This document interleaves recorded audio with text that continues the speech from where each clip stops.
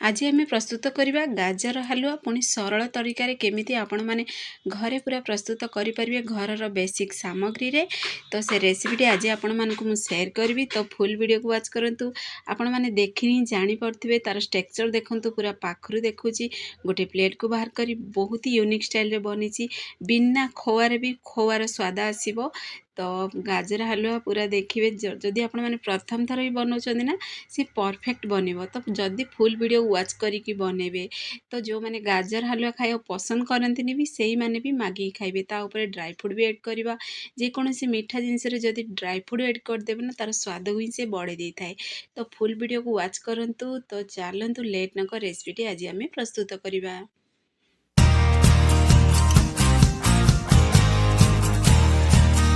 प्रथमे किछि गाजर नवा गाजर को एठी देखंतु भल से पूरा क्लीन करी धोई देइछि। तो सब बेले गाजर को धोई किरी ही चांची किरी प्रस्तुत करिवे। तो देखंतु गोटे चंचा साहाय्य रे एबे टिके ता चांची की तार ऊपर पार्ट्स को हमें बाहर कर दबा। जदि किछि भी जदि सेतरे गंधिया लागिथिबो ना बाहरी पड़िबो। तो देखंतु एई प्रोसेस रे जदि बनेबे तो परफेक्ट पूरा बनिबो। तो फुल वीडियो को वाच करंतु। एठी मु छोट छोट पूरा टिप्स भी आपण मानको शेयर करछि। तो सेम प्रोसेस रे आमे सब पूरा देखंतु ऊपर पार्ट्स को तार चांचिकी बाहर करदबा। तो एबे गोटे कौन करबा ना गोटे आमे बाउल नहीं जिबा। गोटे बाउल रे ताको ऐड करी गाजर गोटे गोटे गाजर को धरिकी ग्रेटर साहाय्य रे आमे इटी ग्रेट करबा। आपण मान चाहिले पूरा देखिबे गाजर को छोट छोट पीसेस रे कटिंग करी सिजेगिरी प्रेशर रे भी क्षीर देकी सिजेगी भी गाजर हलुआ प्रस्तुत करि परिबे। जदि ग्रेटर द्वारा एभली कोरी की जदि बनिया को चाहू नांती। तो देखंतु मु सेम प्रोसेस रे एठी जेहेतु मु कोरा साहाय्य रे ही कोरी करी बनौछि। तो सेम प्रोसेस रे मु सब कोरी देइछि गाजर को। तो केते सुंदर देखा जाउछि ना। तो देखंतु जेहेतु पूरा कोरा रे आमे कोरिछन तो लंबा लंबा पीसेस रे कोरी हेछि बहुत बढ़िया देखा जाउछि। तो एबे कोन करबा आको आमे साइड रे रखि देबा। गोटे एठी करेई नेछि। तो करेई गोटे गरम होबा देबा। टे करेई हमर गरम हेई सारिबा परे आमे सेतरे गोटे बड़ चामच ऐड कर देबा घियो। घियो को ऐड करी आमे टिके चारि आडे घियो पूरा स्प्रेड कर देबा। करेई को हलेई देबे एई भली प्रोसेस रे। तो पुणी देखंतु घियो हमर पूरा गरम हो सारानी परफेक्टली। तो यही समय ऐड करदेबा आमे गाजर को देखिए सब बेले घियो जदि भाजिबे ना तो गाजर कंचा स्मेल भी चली जीवो आ खाया पूरा टेस्टी भी लागिवो आ घियोर फ्लेवर भी आसीबो। तो जो माने घियो खाया पसंद करंदिनी सेही माने एथिरे रिफाइन ऑयल भी ऐड करि परिबे। तो एबे पुणी थरे भले से आकु टिके मिक्स करदेबा। पूरा स्लो आंच रे आगुठी आमे भाजीबा को दबा। एठी जेमती 50% पूरा गाजर हमर तो सीझी जीवो। तो देखंतु धीरे धीरे पूरा कलर भी चेंज ही आसिलानी। तो देखंतु एई भली पूरा कलर चेंज हैला पर्यंत आकु भाजीबे। तो देखंतु टिके हल्का माने ऑरेंज पूरा देखा होतला एबे टिके हल्का ऑरेंज देखा होजी माने कलर पूरा चेंज भी हिसला। गाढ़ा ऑरेंज थिला एबे पूरा पूरी ऑरेंज देखा होची। ए भली प्रोसेस रे भाजीबे। तो पाखरो भी देखुची देखंतु केते सुंदर भी देखा होची। तो आपण पाहे जदी लाल गाजर अछि देखिबे कलर तार बहुत बढ़िया पूरा आसीबो। तो जेहेतु मो पाहे ऑरेंज वाला गाजर थिला तो मु सेई गाजर रे ही प्रस्तुत करची।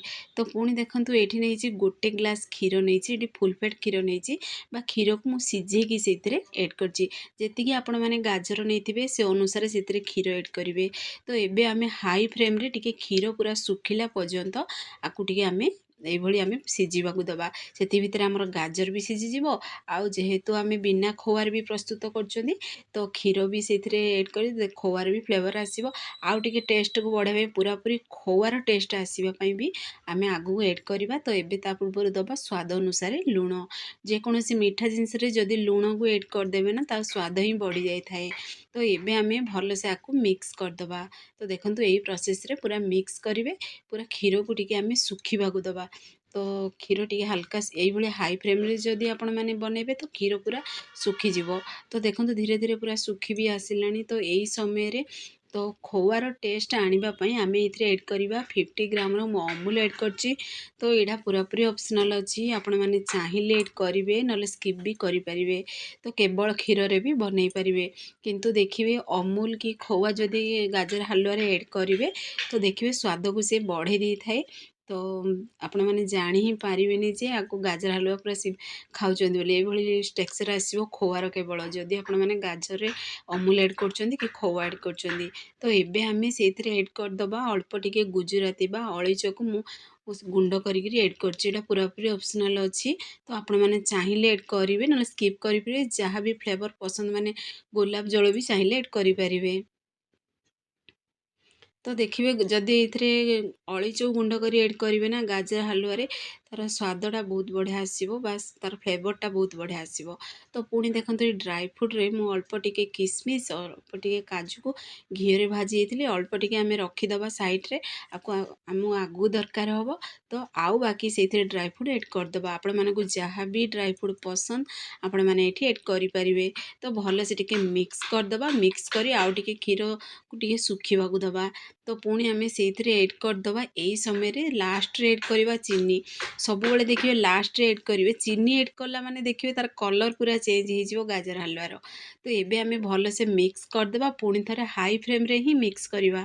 ଯେହେତୁ ଚିନି ଏଡ଼୍ କଲା ମାନେ ଦେଖିବେ ଟିକେ ପତଲା ବନିଯାଏ, ତ ଚିନି ମେଲ୍ଟ ହୁଏ ନା, ସେଇଥିପାଇଁ। ତ ଦେଖନ୍ତୁ ଚିନି ଏଡ଼୍ କରୁ କରୁ କଲର୍ ପୁରାପୁରି ଚେଞ୍ଜ ହେଇସାରିଲା। ଆଉ ଟିକେ ଫ୍ଲେଭରକୁ ବଢ଼ାଇବା ପାଇଁ ତ ଆମେ ଦେବା ଆଉ ଗୋଟେ ଚାମଚ ସେଇଥିରେ ଲାଷ୍ଟରେ ଏଡ଼୍ କରିବା ଘିଅ। ତ ଘିଅ ଏଡ଼୍ କରିବା ଦ୍ୱାରା ତାର ଫ୍ଲେଭରଟା ବହୁତ ବଢ଼ିଆ ପୁରା ଆସିବ। ତ ଏବେ ପୁଣି ଥରେ ଭଲସେ ଆକୁ ଟିକେ ମିକ୍ସ କରିଦେବା।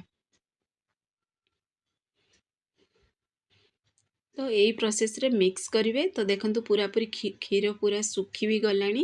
ତ ଏଇ ସମୟରେ ଗ୍ୟାସ୍ ଆଞ୍ଚକୁ ପୁରା ସ୍ଲୋ କରିଦେବେ। ସ୍ଲୋ କରିକି ତାକୁ ଟିକେ ଦେଖନ୍ତୁ ମିକ୍ସ କରିବେ। ତ ପାଖରୁ ବି ଦେଖୁଛି, ଦେଖନ୍ତୁ କେତେ ବଢ଼ିଆ ପୁରା ଦେଖାଯାଉଛି ନା, ପୁରା ଟେକ୍ସଚର୍ ତାର ବହୁତ ବଢ଼ିଆ ପୁରା ଆସିଛି।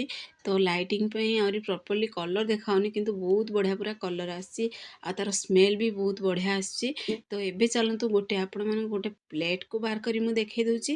ତ ଦେଖନ୍ତୁ ପାଖରୁ ଦେଖାଉଛି, ପୁରା କ୍ୟାମେରା ସାମ୍ନାରୁ ଦେଖାଉଛି କେତେ ପୁରା ୟୁନିକ୍ ଷ୍ଟାଇଲ୍ରେ ବନିକି ସିଏ ରେଡ଼ି ହେଇଛି।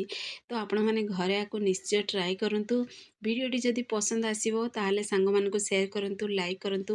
ଚ୍ୟାନେଲରେ ଯଦି ନୂଆ ଅଛନ୍ତି ତାହେଲେ ଚ୍ୟାନେଲକୁ ମୋର ସବସ୍କ୍ରାଇବ୍ କରିଦିଅନ୍ତୁ, ବେଲ୍ ଆଇକନ୍କୁ କ୍ଲିକ୍ କରିଦିଅନ୍ତୁ, ଯାହାଫଳରେ ମୋର ସବୁ ଭିଡ଼ିଓ ନୋଟିଫିକେସନ୍ ପ୍ରଥମେ ଆପଣମାନଙ୍କୁ ପହଞ୍ଚିବ। ମୁଁ ଏମିତି ଇଜି ଇଜି ଭିଡ଼ିଓ ନେଇ ଆସିବି, ଆପଣମାନେ ଦେଖିକି ଘରେ ନିଶ୍ଚୟ ଟ୍ରାଏ କରନ୍ତୁ। ତ ଆଉ ଟିକେ ଆମେ ସ୍ୱାଦକୁ ବଢ଼ାଇବା ପାଇଁ, ଯେମିତି ସ୍ୱାଦକୁ ବି ବଢ଼େଇବ ପୁଣି ଦେଖା ବି ଯିବ ସୁନ୍ଦର, ତ ସେଥିପାଇଁ ଡ୍ରାଇ ଫ୍ରୁଟ୍ ଅଳ୍ପ ଟିକେ ଉପରେ ଏଡ଼୍ କରିଦେବା। ତ ଦେଖନ୍ତୁ କେତେ ସୁନ୍ଦର ଦେଖାଯାଉଛି। ତ ଦେଖୁ ଦେଖୁ ହିଁ ଖାଇବାକୁ ଇଚ୍ଛା ହେବ। ତ ତାର ସ୍ମେଲ୍ ବି ବହୁତ ବଢ଼ିଆ ଆସୁଛି। ତ ଆପଣମାନେ ଘରେ ନିଶ୍ଚୟ ଟ୍ରାଏ କରନ୍ତୁ। କେମିତି ଲାଗିଲା ଆପଣଙ୍କର ଅନୁଭବ ମୋ ସହିତ ସେୟାର କରନ୍ତୁ। ତ ଫେସବୁକ୍ ପେଜ୍ ଦେଖୁଛନ୍ତି ତାହେଲେ ଫେସବୁକ୍ ପେଜ୍ ମୋର ଫଲୋ କରନ୍ତୁ। ସେ ପର୍ଯ୍ୟନ୍ତ ରହୁଛି।